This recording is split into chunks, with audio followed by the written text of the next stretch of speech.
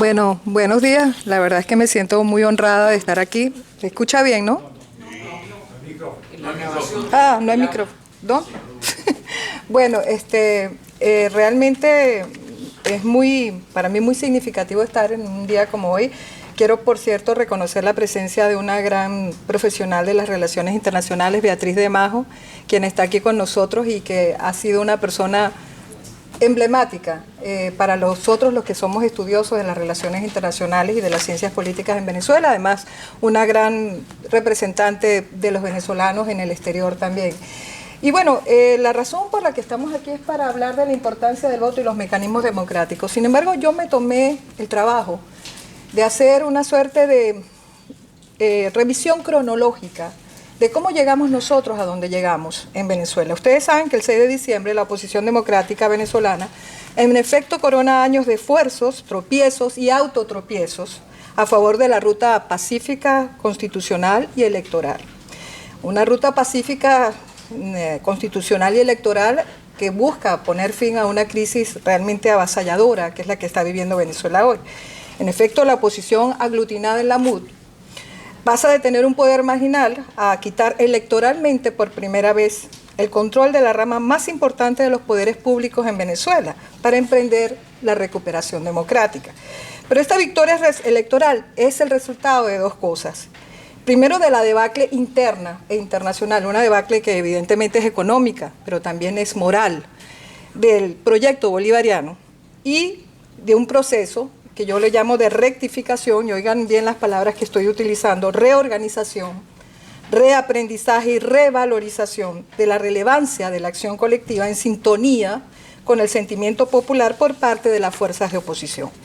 Ahora, tenemos que hacer un recordatorio de cómo llegamos a estos 17 años, digamos, yo diría de tragedia nacional, de retrocesos, aprendizajes, rectificaciones y avances también en el proceso de recuperación democrática.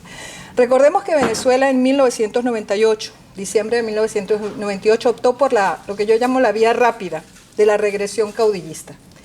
Evidentemente en ese momento estaba en crisis el modelo populista rentista de conciliación de élites y del bipartidismo en que se sostenía, y la mayoría de los venezolanos optan por la propuesta populista radical de Hugo Chávez.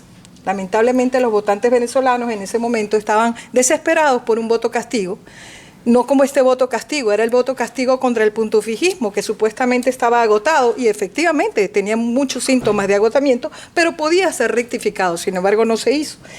Y había otra propuesta, que era la propuesta surgida del proyecto descentralizador, encarnada en aquel momento por un empresario y exgobernador, Enrique Salas Romer, que también era un candidato crítico, pero no era un candidato antisistema al sistema puntofijista.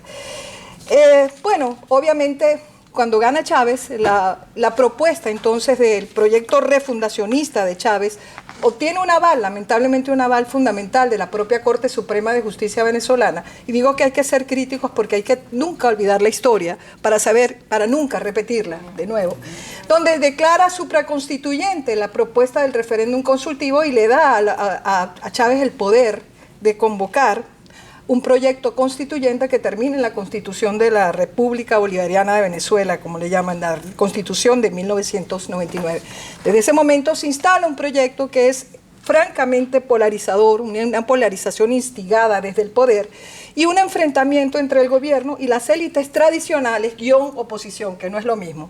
Y quiero decir que en aquel momento también prevalecía en Venezuela un fuerte sentimiento antipartido y antipolítico, que fue el que lleva a Chávez al poder, y por cierto, eso es una advertencia también para lo que podría estar pasando en otra democracia consolidada como esta. En el 2002, como ustedes saben, el país estaba, bueno, de hecho desde el 2001, se produce un paro petrolero, un primer paro, una primera huelga a finales del 2001, un paro empresarial, que lleva al proceso de radicalización muy fuerte de la oposición, y la oposición de alguna manera cae en lo que yo llamo el atajo, la tentación de los atajos. No quiero decir con eso que no era importante lo que estaba pasando. Evidentemente el propio sector petrolero se radicaliza frente a lo que está pasando en el país, sobre todo con el intento de toma autoritaria y una toma brutal que pretendía el gobierno, que no solamente lo había hecho desde las Fuerzas Armadas, ahora pretendía tomar el corazón económico de la República con la toma de PDVSA. Y eso evidentemente lleva a los despidos de los trabajadores petroleros, al despido de 20.000 trabajadores petroleros, como ustedes recuerden. Finalmente eso es lo que implica esa huelga petrolera. Y llega a los acontecimientos lamentables del 11, 12 y 13 de abril. Ustedes saben que el 11 de abril efectivamente hubo una marcha extraordinaria en Venezuela, extraordinaria, una movilización sin duda cívica fundamental, pero que fue convertida por obra, lamentablemente, de personas que estaban jugando posición adelantada, sobre todo el sector militar, pero también algunos sectores empresariales, termina convirtiéndose aquella marcha extraordinaria en un golpe de Estado, lamentablemente con la disolución de todos los poderes, el llamado decreto Carmona, la autojuramentación del empresario, y luego los militares deciden retornar a Chávez al poder. Bueno, pero sin embargo, después de esto se produce otro proceso fundamental, que fue la huelga petrolera, una huelga de más de 2 meses, que uno dice, bueno, fue un atajo ciertamente, pero llevó a algo muy importante, porque a veces la oposición optó por la vía o de la radicalización o de la autorradicalización, en algunos casos las dos cosas, para tratar de forzar al gobierno a acciones que no querían, no había oportunidad de dialogar. En aquel momento, acuérdense, se instala en Venezuela, prácticamente se muda a Venezuela el secretario general de la OEA, César Gaviria, y finalmente después de la huelga petrolera logramos la mesa de negociación y acuerdos, de la cual se busca fundamentalmente tener una vía pacífica, constitucional, democrática y electoral a la crisis que estaba viviendo el país. Y obviamente llegamos con esta vía, después de muchos tropiezos y de 3 intentos, a la tercera supuestamente iba a la vencida, para finalmente convocar el referéndum revocatorio. Nosotros sabemos lo que pasó después, el referéndum revocatorio, después de muchas acciones obstruccionistas del gobierno y prácticamente en la raya, en la fecha límite, que fue el 15 de agosto de 2004, se produce este referéndum revocatorio, que lamentablemente a horas de la madrugada nos enteramos que lo pierde la oposición. Sin embargo, habíamos tenido informaciones del propio secretario general de la OEA que la oposición estaba ganando, sin embargo, en la práctica fue otra cosa. Ahora, ¿cuáles fueron los motivos de la derrota de la oposición? ¿Fraude? Bueno, evidentemente se hicieron muchos estudios importantes donde participaron inclusive profesores de la Universidad Simón Bolívar y de otras universidades calificadísimas del país, que evidenciaron que hubo ciertamente elementos muy claves, no solamente por todo el proceso, digamos, poco transparente que llevó al referéndum revocatorio, sino en el proceso mismo de conteo de los votos, en la sala de totalización no estuvo ni siquiera la oposición. Pero aparte de eso, Chávez había tenido algo bien, Chávez era muy sortario, sobre todo con el tema petrolero, hubo una alza importante de los precios del petróleo. Y bueno, y los señores Castro, sobre todo Raúl Castro, le aconsejaron a Chávez instrumentar el megaproyecto asistencialista de las misiones. Señores, eso fue directamente una compra directa de votos y de conciencias en Venezuela.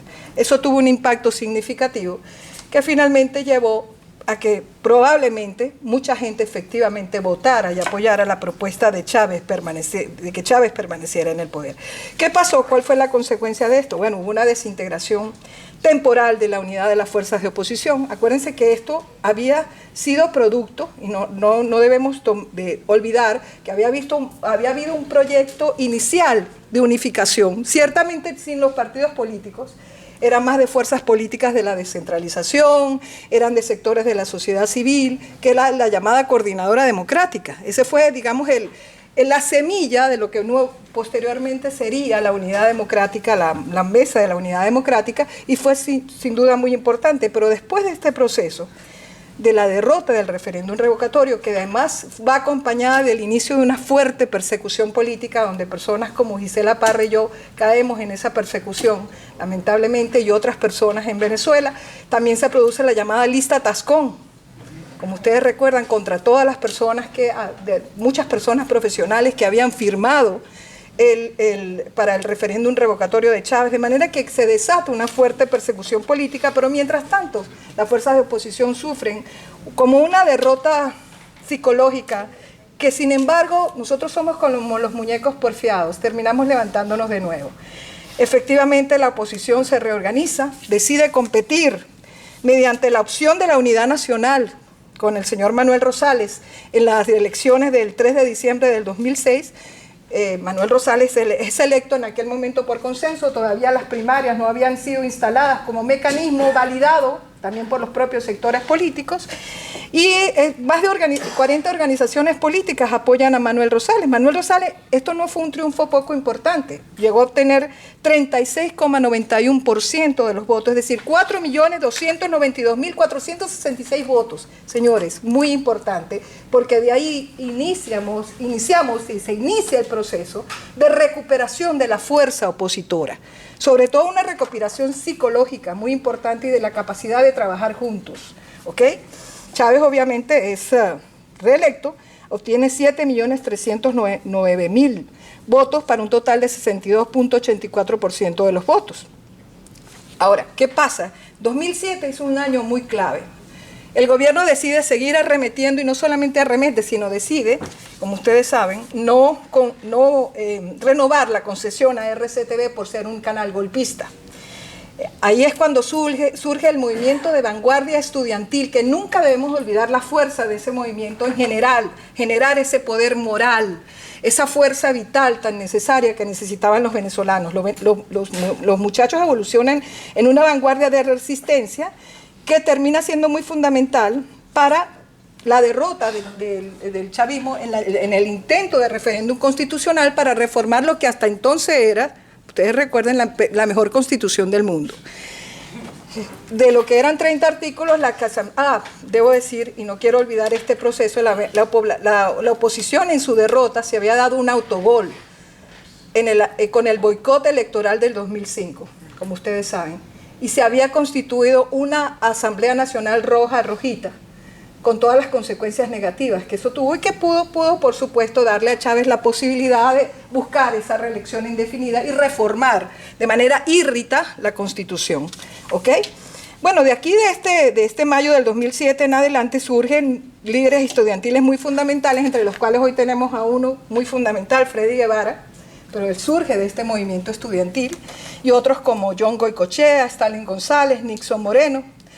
Bueno, evidentemente la oposición logra constituirse en una fuerza vital, el movimiento estudiantil dispara una fuerza vital importantísima para lograr la derrota, que finalmente por menos de 2% se da, con mucha dificultad por parte del propio CNE. Hubo necesidad de presión de sectores, tanto de la oposición como de disidentes oficialistas como Ismael García, el famoso de la lista Maíz Santa, si no recuerdo, que después se pasa para la oposición y hoy es un importante líder opositor, el general Baduel, exministro de Defensa de Chávez, y la propia esposa de Chávez, que ahora se volvió otra vez chavista. Pero bueno, en aquel momento estaba en la disidencia, y Chávez finalmente, rodeado de su más alto mando militar, reconoce, como ustedes recuerdan, la victoria, no voy a decir la palabra, digamos que utilizó un lenguaje escatológico para hablar de la victoria de la oposición. Pero fue muy importante, acuérdense, se derrota, ciertamente Chávez persiste, dice que esa reforma no está muerta, y finalmente en un referéndum consultivo un año más tarde logra la reelección indefinida, ya no para sí mismo, ahora la extiende a todos los sectores, y por lo tanto logra que efectivamente se le dé la reelección indefinida. Ahora, ¿qué pasa? A partir del 23 de enero, hoy, fecha fundamental, no solamente para la democracia, también para el nuevo proceso democrático, se crea la MUD, la Mesa de la Unidad Democrática, mediante un documento de acuerdo nacional, acuerdo de unidad nacional, que logra, de hecho, por primera vez la plataforma unitaria de la cual hablaba Carlos Vecchio, porque se da un proceso histórico en Venezuela que finalmente se consolida el 12 de febrero del 2012, cuando nosotros elegimos no solamente, y esto fue ejemplar no solamente para los venezolanos, sino para el mundo, el candidato que enfrentaría a Chávez en las elecciones del 2013, y que luego, muerto oficialmente Chávez el 5 de marzo del 2014, enfrentaría al señor Nicolás Maduro, írritamente puesto ahí como candidato en condiciones completamente ilegales, como ustedes saben. Y se da ese proceso unitario. Capriles es electo en aquel momento candidato con más de 2 millones de votos, pero también se eligen los candidatos para las regionales y para las municipales. Ahora, ¿por qué es importante todo este proceso? Y vamos a llegar al 2014, creo que me quedan 2 minutos nada más. El 2014 es clave porque se agudiza la crisis económica, hay una corrupción desenfrenada, hay una presión brutal contra los medios independientes, hay inseguridad y represión de los organismos de seguridad del Estado y parapoliciales, como los llamados colectivos, y una brutal injerencia castrista en la política venezolana contra la que se levantan los estudiantes venezolanos. Empieza el proceso el 4 de febrero del 2014, que luego, a partir del 12 de febrero, genera las profundas movilizaciones estudiantiles, este grupo de estudiantes indignados que inician jornadas de desobediencia civil a nivel nacional, que de hecho se convierten en fundamentales bajo la consigna "la calle es la salida". Esto produce una grieta inicial en el proceso opositor de la MUT, recordemos, pero sin embargo fue importante esa presión de calle. Nosotros nunca debimos abandonar la calle y esa fue la lección. También se desenmascara el régimen en aquel momento. Como ustedes saben, la cara represiva, brutal del régimen sale a la luz a partir de todo este proceso. Obviamente, aquí también pasan situaciones críticas, como la entrega de Leopoldo López con todas las consecuencias que conocemos. También es destituida a instancias también del tenebroso Diosdado Cabello, que también produce la entrega de López, pero Diosdado Cabello destituye prácticamente inconstitucionalmente a María Corina Machado a raíz de su presencia en la OEA, denunciando el proceso de lo que ocurría en Venezuela, y se produce un primer intento de mesa de diálogo infructuoso, pero en el cual, por supuesto, la oposición se luce cuando esa mesa de diálogo, con mediación de cancilleres de UNASUR, deja bien claro que la oposición estaba con mucha mayor capacidad de organizar y de salir de la crisis de lo que estaba el gobierno. Bueno, en 2015 tenemos hechos claves, el expediente López, le llamo yo a todo el proceso írrito contra Leopoldo López, el expediente Almagro. Obviamente esto provoca una reunificación de las fuerzas de la unidad, pero también, es importante decirlo, el país entra en una debacle mucho más profunda, de manera que nunca desvinculemos la debacle profunda económica, social y moral del régimen, con todas las denuncias además internacionales, con toda también el proceso de diplomacia muy fuerte, muy contundente que hizo la oposición, donde individuos que ya lamentablemente Carlos no está acá, pero sin duda hizo un excelente trabajo la oposición para denunciar ante el mundo el proceso. Y finalmente yo creo que esto genera, yo diría, la masa crítica, moral, ética, para lo que ocurrió efectivamente con la derrota histórica y contundente, y la revalorización, y vuelvo a repetir, revalorización de la relevancia de la acción colectiva en sintonía, esta vez con un sentimiento popular de repudio profundo, y esto lo hace las fuerzas de la oposición y lleva, evidentemente, al triunfo que vimos el 6 de febrero. Yo creo que nunca debemos olvidar la historia. Cometimos errores, como el autogol del 2005, pero sin duda rectificamos en el proceso y creo que Venezuela logró finalmente recuperar su fuerza democrática y recuperar la vía pacífica, constitucional y electoral con fines de recuperar la democracia venezolana. Gracias, Vic. Okay.